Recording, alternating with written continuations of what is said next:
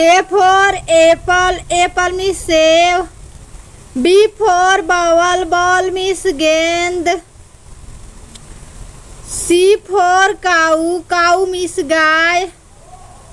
D for dog, dog means कुत्ता. E for elephant, elephant means हाथी. F for fox, fox माने लोमड़ी. G for goat, goat means बकरी. H for horse, horse माने घोड़ा. I for ice cream, ice cream माने ice cream. J for jug means jug. K for kite, kite माने पतंग. L for lemon, lemon माने नींबू. M for mango, mango means आम.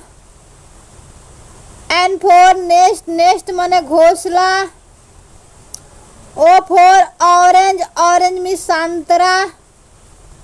P for पिंजन, पिंजन माने कबूतर. Q for queen, queen means Rani.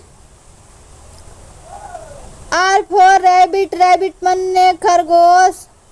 S for sun, sun माने सूरज. T for tiger, tiger माने बाघ. U for umbrella, umbrella means छाता. V for van, van means गाड़ी. W for watermelon माने तरबूज. X for Xmas tree माने Christmas का पेड़. Y for yak माने याक. Z for zebra means zebra. अगर हमारी वीडियो पसंद है वीडियो को लाइक करें, शेयर करें. नए नए किस वीडियो देखना चाहते हो प्लीज इस चैनल को सब्सक्राइब करके जरूर रखें.